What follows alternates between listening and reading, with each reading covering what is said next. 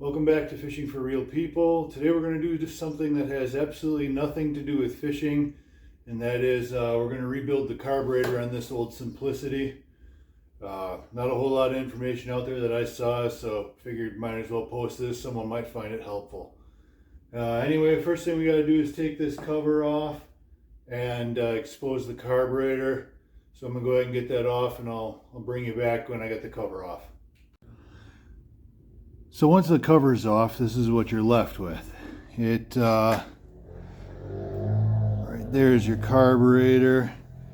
You've got your float bowl right here, the main body of the carburetor, the backing, the intake, and all that. Then this will be your choke lever that attaches to the top. So we're gonna have to get this out. First, we got to remove. Gonna have to remove these two bolts here, and that'll expose the carburetor. All right, got the intake off. The next step here, well, I'll just point out some of these components here. So this is going to be your primer line. This end here will go to the end of the primer bubble. This here will be your choke lever, or your choke baffle, whatever you want to call it. And you can see as we turn it, it clicks around. So this would be full choke right there. And then this would be wide open or no choke. A couple other components here. So this will be your throttle linkage right there, right to your throttle control. So next step we got to do is we're going to take this bolt off. I'm going to take this bolt off right here, and then the one on the other side. Oh, sorry about that. One on the other side back there. And to do that, we got to get the fuel line out of the way. So I'm going to go ahead and take the fuel line off and get those two bolts off. And I'll bring you back when that's done. Okay, so in case anybody was wondering, that's a T30 bit that gets those bolts out right there. And I keep bumping the camera, sorry about that. So I'm going to take this last one out, and then just slide her right on off of there, and then it should come out. I mean, it's kind of weird how that throttle linkage, and once I get it off of there, I'll show you how that all fits on there, but it's kind of a pain to work that little throttle linkage off of there. Oh yeah.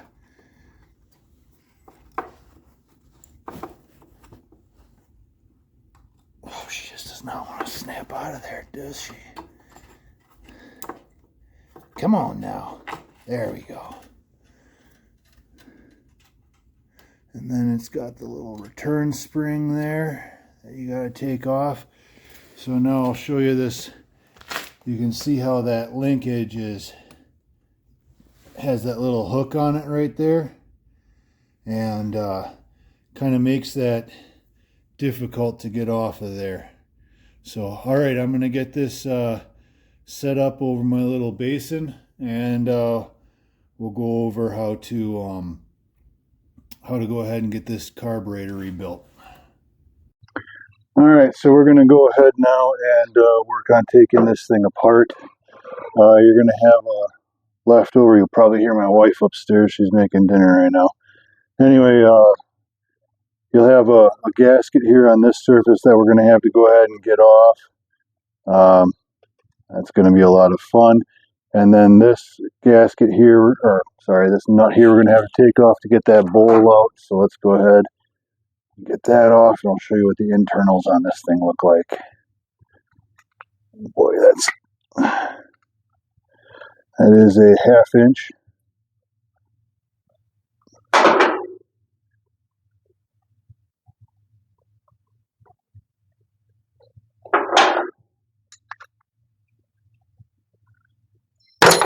Oops, sorry about that. I'm sure that was kind of loud. Ooh, look at that green come out of there. And that is why we are rebuilding this. Ooh, that's nasty. These are all going to be completely plugged up in here, all these jets.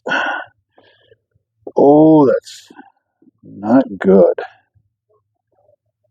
Alright, I don't know if it's showing up in there. That green color. We're going to have to do a lot of cleaning on this thing. Alright, so there's a little pin here that we're going to go ahead and push out. Pull that pin out and gently set it inside the bowl so we don't lose it. Now once that pin is out, then we can go ahead and lift the float with the needle and go ahead and put that inside the bowl, and then we're gonna get to cleaning on this thing. All right, sorry about that. The wife interrupted me for dinner and yelled at me because I smelled like gas. So got my PPE on and we're good to go. All right, so gotta get this gasket here out. Should hopefully come right out. If not, you're gonna have to pry it off a little bit and that'll come right out. Now, how a carburetor works is your gas will come in through here from your tank into this fill tube, right? And then it'll come out through this little hole right here. Come out through that little hole right there. And how this carburetor, or how all most carburetors work, is, at least a small engine carburetors anyway, is you've got your float here, which will be sitting on that pin that we pulled out earlier. Get that put back in there, and it'll hang down. And then as the float bowl fills, right, then this carburetor, this float, will move up, move up, move up, and then this needle here, which has a soft rubber top, will plug that opening in there and stop the bowl from filling. And then how the engine gets its gas, I don't know if you can see inside of there, there's a little tube, pickup tube right here, your main jet, inside of there, where as air flows through here, it narrows inside. It gets narrower inside. It's called the Venturi effect. And it creates a vacuum. So as the piston goes down, right, it sucks air in, creates an air vacuum in there, which sucks a little bit of fuel up through this main tube in, and then the fuel mixes with the air, comes through this side and goes into the engine. And then this throttle here is controlled automatically in most cases by, the engine itself. So you do have your idle screw here, and then this is your choke right here. And as you can see with that wide open, you've got maximum amount of air flow going through there. And when you choke it off at max choke, it's got those two little holes there, which allow still for some air to go through, but it's going to suck more fuel because that piston going down is still creating a vacuum, and it'll suck more fuel up, which will burn more, but it also burns dirtier doing it that way, versus when you've got it wide open, you get the proper air fuel mixture. So what we're going to do now is we're going to clean out the main jet hole. We're going to clean out the idle jet hole, and we're going to run just basically some general cleaners through everything. I got my little metal toothbrush here. I'm going to clean the whole thing up with, and then I'm going to scrape this gasket off using my little razor here. So I'm going to go ahead and work on that. Oh, one thing I wanted to mention, get yourself a little wire. So this is just a twist tie that I stripped the plastic part off of it, and that works great for feeding through some of these little jet holes to try and knock any big chunks of debris out. So I can feed that up through this. Maybe I can feed it up through the main jet hole here. There it goes. And right up into the main chamber. So if there's any big debris in there, that'll clean that right out of there. And then also through like your idle circuit and everything else. You can get in and get all that cleaned out too. So it doesn't work for, you know, real fine stuff, but you don't want to run a big wire through there either because you don't want to damage these holes. So that's why I use this little twist tie wire. Works really good, doesn't hurt anything, and removes any big clogs. So I'm going to go ahead and get this thing cleaned up, and once it's all clean, we'll bring you back. Okay, so when you're all done, it should look something like this. Nice and clean. All the jets are all cleaned out. I used to clean this out this gum out carb choke cleaner. Works really well. As you can see, it's all nice and clean. All the ports are open. Everything's moving nice and smooth. So now to go ahead and rebuild this, I already pulled the old float needle. That's all that looks like right there. Pulled the old float needle off already. So I'm going to go ahead and take the new float needle and get that installed. Right there. So I got the new float needle installed there.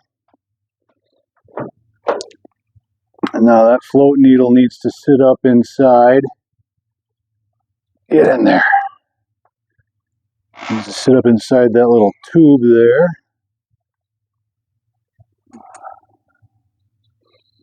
Come on now. Oh, hold on 1 second here. Sometimes this isn't the most fun thing in the world to get back together.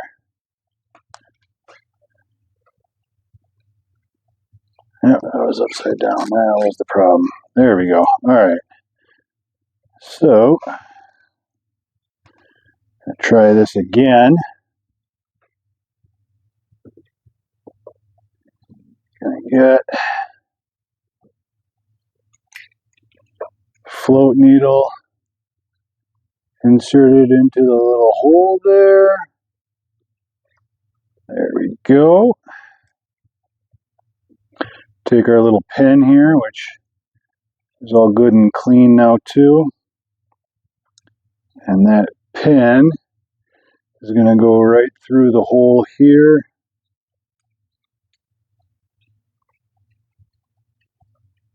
Come on now.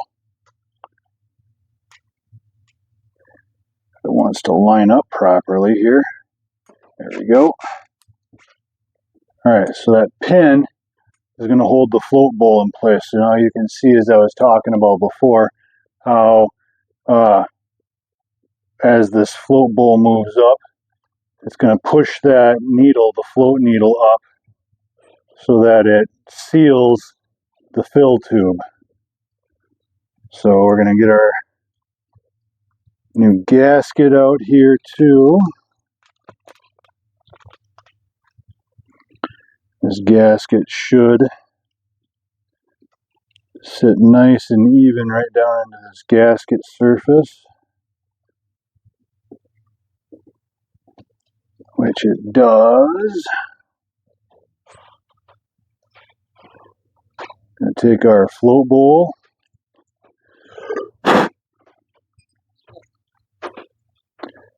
Gonna hit that one more time with just a little bit of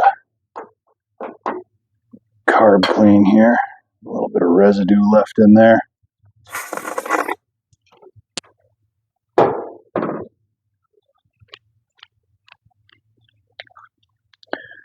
Alright, so now then this is going to go right in and sit right up on there.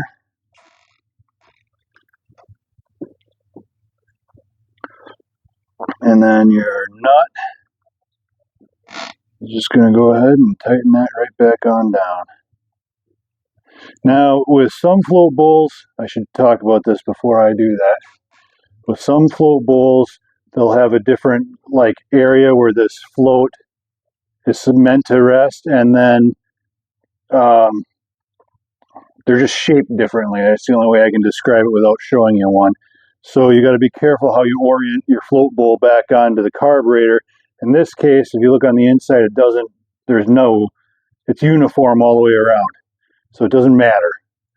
I'm lining this notch up with the fill tube because I don't know why. Just because it looks good. And I'm going to go ahead and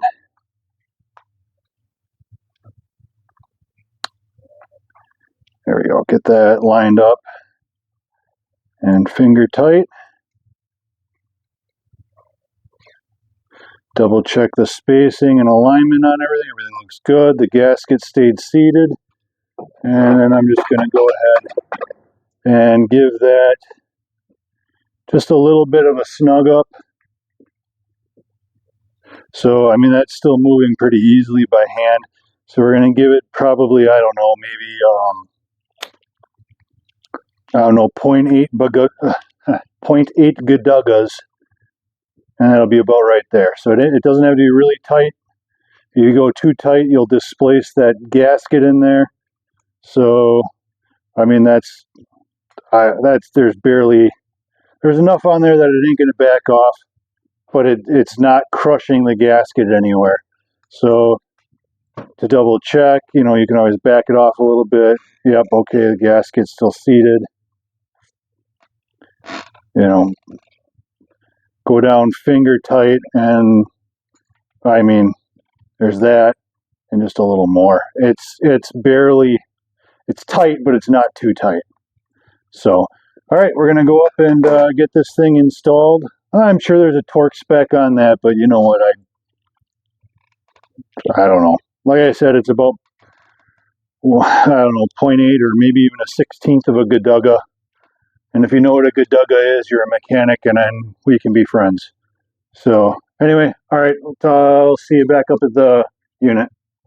Okay, so we're back up here now, and we're going to go ahead and start putting this thing back together. I'm going to grab my screws here out of my job box. All right, got ourselves a brand spanking new gasket.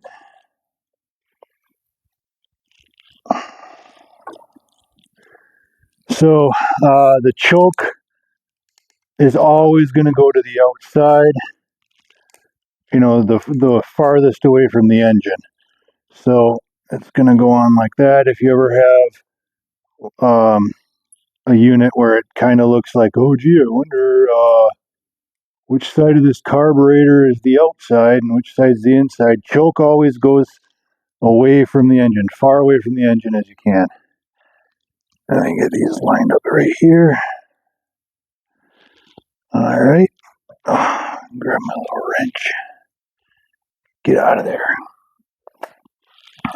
Okay. So I like to do that. Now you can put like some RTV on there or some Honda Bond. That's a really, really good product that I like. You can put some Honda Bond or whatever on this gasket surface just to kind of try and help it seal up a little bit more. Completely not necessary, I've found. If it's going to suck some air through this surface, then, well, there's nothing really you can do about that. Except maybe, like I said, maybe use some Honda Bond, but I would rather use that than the RTV. But, you get enough people out there that throw RTV on there, and then it's always like way too much RTV. And, then you wind up with a whole different set of problems. So I'm going to go ahead and get these finger tight, these two bolts finger tight, and then we'll pull the wrench out. So slap the wrench on there. Now torque spec on this is probably going to be, you want to try and do it even on both sides as far as how tight you go. So the torque spec on this is probably going to be, I don't know, 3/4 of a Gaduga. And like I said, if you know what a Gaduga is, you're a mechanic and we can be friends. If you don't know what a Gaduga is, you're probably an engineer and you are the natural enemy of the mechanic, and we can't be friends. I'm sorry. So there's that. We've got this piece here is going to go on. Grab them bolts. Where'd them go? Come here, you. There's one. Oop, dropped it. There's the other one. Yep, and those are there. Okay. So we're going to put one through here. That's going to thread into this side.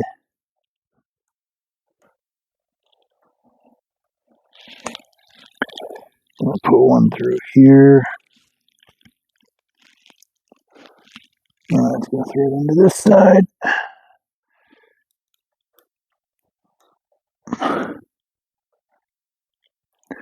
Oh, golly. Oh, that's right. That was a different size. My apologies.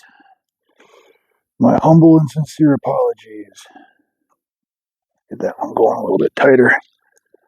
That one, that size, in case you're wondering, is a T25.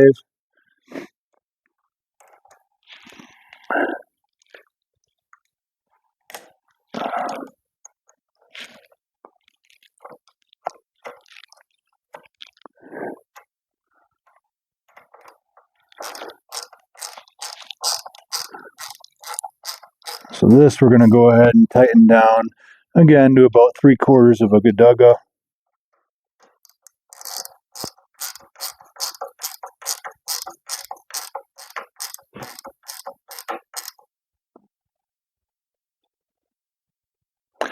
There we go. All right. So now basically all that's left is we're going to,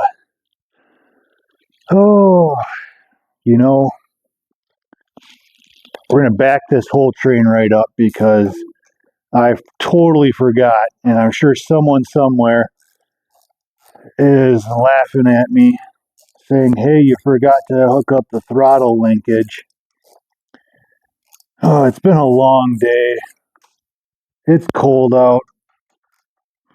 I'm allowed to make mistakes, right? So I'm going to go ahead and get that throttle linkage hooked back up off camera, and I'll bring you back when that's hooked up and ready to go. Yay, magically back together. All right, so as I was saying, throttle linkage hooked up, everything torqued to the proper Gaduga. We're going to go ahead and hook up the fuel line now, which still has fuel in the tank, so this is going to make a little bit of a mess, but anyway, here we go. Fuel line is hooked back up.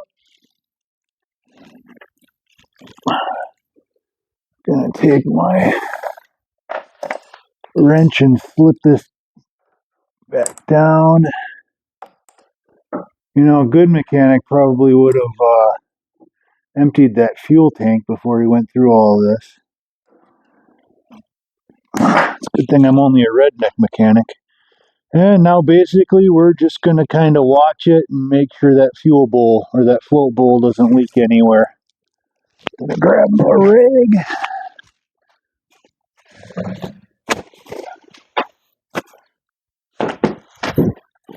Gonna wipe the bottom of this thing off.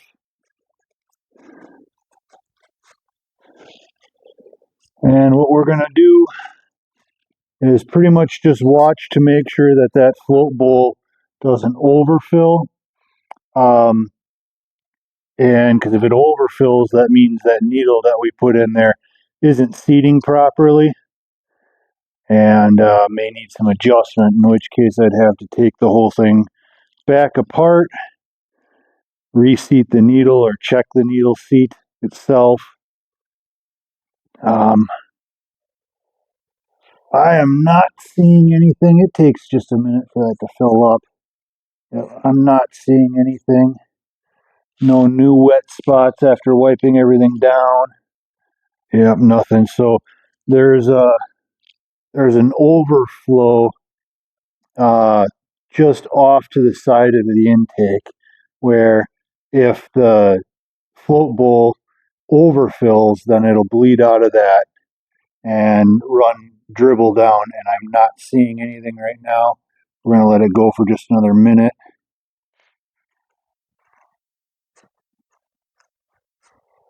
Just to make sure. I'm going to grab a fresh rag here. We had a little bit of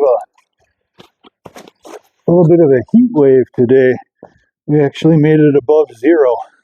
I think right now it's, I'll double check. I'll display the whatever the actual temperature is, like up here or something. I don't know, somewhere on this screen. Whatever the actual temperature is right now, but we made it above zero today. So yeah, I don't see anything, and it looks like, yeah, that's all dry.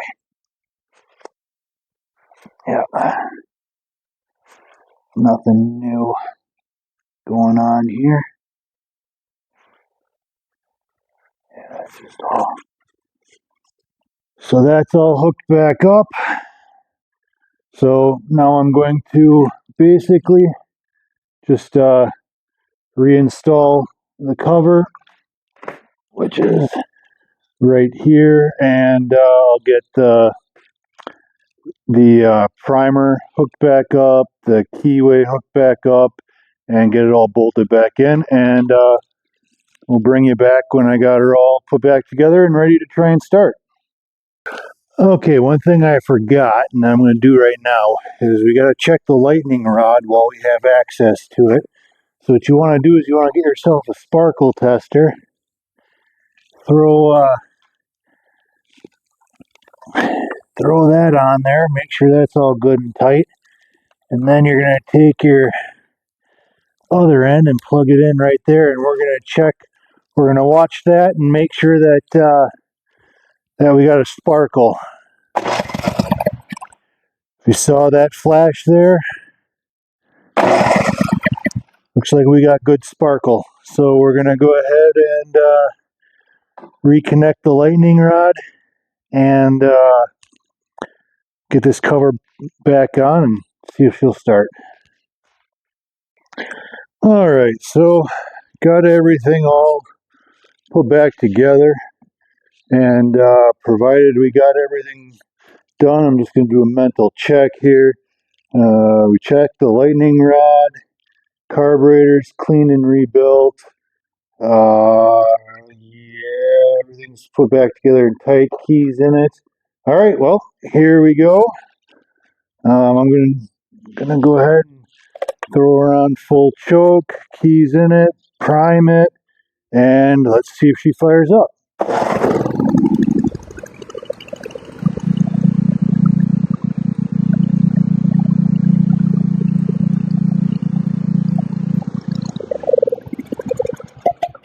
Man, absolutely perfect. Love to hear that sound. All right, well, that'll do it. So that is, in a nutshell, the quick and easy way to rebuild a carburetor on an old Simplicity. So y'all take care. With that, I'm going to sign out.